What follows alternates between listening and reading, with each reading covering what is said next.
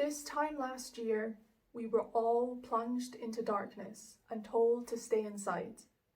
Whilst this protected most of us from the viral pandemic outside, some members of our community became even more vulnerable inside to what the World Health Organization has termed the pandemic within the pandemic, domestic violence. Ever since stay-at-home measurements were implemented here in the UK, there was a 9% increase in domestic abuse police reports. In addition, there was a 25% increase in calls made to the UK National Domestic Abuse Helpline. Despite the evident increase in domestic violence, women's shelters and other services had to face funding cuts of up to 10%. In fact, Scottish Women's Aid reported that 4 out of 5 of its services received no increase in funding whatsoever. Brightheart is a project that has sought to provide a community to women affected by domestic violence and give them the courage and tools to build a better future for them and their children. We believe in the simple and powerful act of women coming together to support and uplift one another. Over the past year, we, Enactus Glasgow, have reignited in our students the passion to empower people and transform lives, even through these difficult times. Myself and my colleagues want to share with you what Enactus Glasgow has achieved this year. Starting with a set of workshops during the summer, we worked to increase our visibility and grow our membership base significantly from a group of 3 to 35 registered students. In October, another project that had been on hold due to the pandemic was rekindled, Brightheart. To fully represent our innovation, Brightheart has adapted over the past 6 months to be a fully COVID-friendly online set of workshops, impacting the lives of 20 women. What was an artisan candle-making workshop series has been adapted to become 2 blocks of 5 online workshops, which focus on upskilling our beneficiaries with the tools to gain employment and plan for their future. Our beneficiaries and partner organisations. This year we reached out to Brightheart, a Scottish Women's Aid shelter and Women's Support Project, charities which were previously associated with Brightheart. Women's Support Project works to raise awareness of the causes and effects of violence against women and petitions for improved services for those affected. Brightheart is a Scottish Women's Aid shelter which aims to provide culturally sensitive support to women, children and young people, primarily from the Black, Asian and minority ethnic communities. These people have experienced domestic abuse in any form. This can be physical, emotional, financial or sexual abuse, including forced marriages, honour-based abuse and cultural oppression. These women are our beneficiaries. The recent case of Sarah Everard is proof that women's safety continues to be an important and essential discussion for all. Due to the pandemic, our partner organisations have had cuts in their funding from the Council. There is a current funding gap of £1.7 million in Scotland alone, and so they are struggling. This is the gap Brightheart helps to fill by providing interactive workshops for isolated women that would not otherwise be offered. As a result of the major shift in living that was experienced in the past year, we decided we needed to conduct a new needs assessment to understand how the challenges that the beneficiaries face have developed. To do this, we analysed the feedback from previous candle making workshops and also interviewed the staff at Brightheart and Women's Support Project. First, a community for isolated women.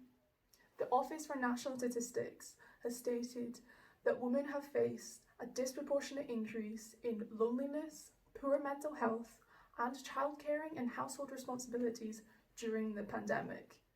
When women are living in fear of their abuser, these experiences are only exacerbated. Second, the women told us they wanted a space where they could share their stories and spread awareness about domestic abuse and the work that Brightheart and Women's Support Project has done to provide them with a safe space. And finally, the women told us that they wanted to build a future outside of the refuge and gain employment. However, they were worried about not having the necessary skills. They also told us about other obstacles that they face, such as childcare responsibilities and language barriers. Which leads us to our goals. Firstly, to provide a safe and inclusive space for women to connect with other women. Secondly, help our beneficiaries grow in confidence and to provide them tools to help better their future. Thirdly, help share their stories. And finally, spread awareness of domestic abuse prevalence and the Brightheart projects. How did we achieve these goals? We have delivered 2 blocks of 5 weekly workshops each, the first to Human Grief and the second one to Women Support Project. In total, there are 10 90-minute workshops, each with 10 attendees. A typical workshop consisted of icebreakers, a guest speaker, then group tasks in breakout rooms. This is a great way to create a sense of community and companionship among the women. The workshop themes were goal setting, entrepreneurship, self-care and resilience, future planning, and finally, confidence and public speaking. We have also built a website and increased our social media traffic, boosting Brightheart's online visibility. On the 12th of June, we are hosting a public storytelling event for our beneficiaries to come together and share personal stories. We are also inviting external speakers from underrepresented groups, and we'll have a suggested donations of £4. We identified early on that measuring the impact of our workshops was crucial to understanding their effectiveness. So we decided to survey the women at the end of each workshop to understand their level of enjoyment and what they had learned. The future planning workshop was rated highest for enjoyment, satisfaction, and how optimistic it made the women feel. 100% of participants said that they enjoyed the guest speaker, Gail Angus, a professional careers manager. At the end of the first block of workshops, we asked our partner Human Grief and some of our beneficiaries to give extended feedback on the workshops. And the response was amazing. We want to share with you what they said, but because they're vulnerable, we cannot show their faces. And so we will share with you an audio recording. Here is for Hema. It was a welcoming environment for everyone to put forward their views and opinions, and I really enjoyed participating in each one of them. And now we are going to hear from Shujani, another beneficiary.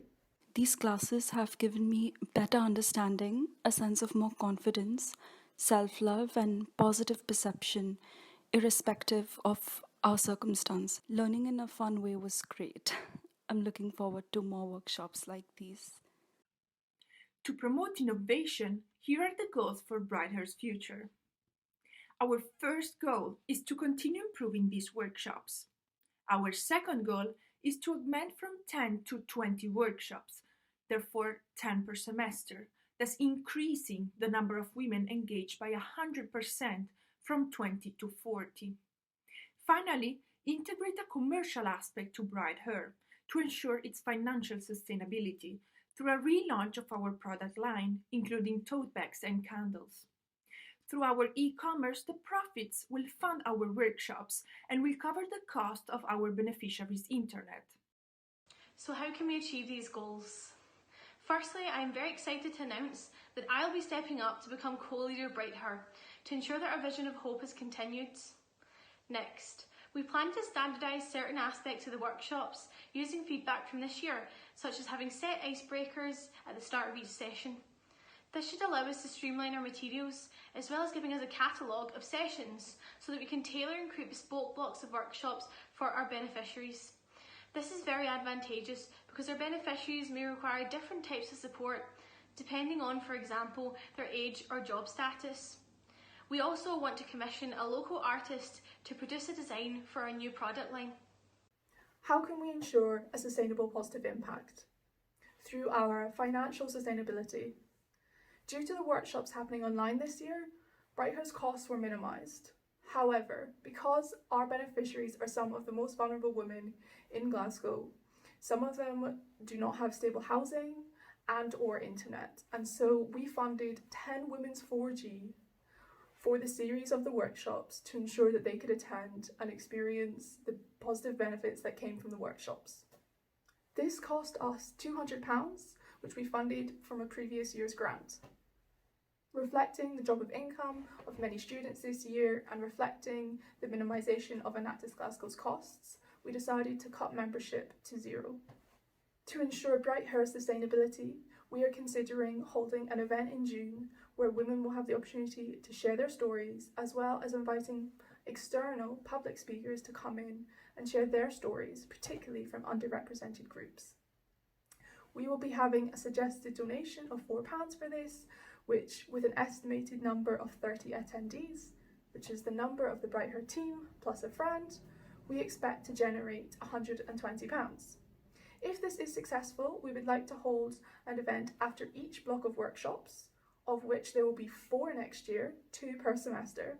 And so in total, by the end of next year, we will have generated £600 projected. We would like to use this money to fund Women's 4G from Women's Support Project to ensure that they can continue to attend the workshops. We would be able to fund 20 Women's Internet for this. And we would use the remaining £200 towards future investment into Brightheart's e-commerce shop. To ensure we have a sustainable, involving, positive impact, we're planning to reintegrate the candle making process back into the Brightheart workshops.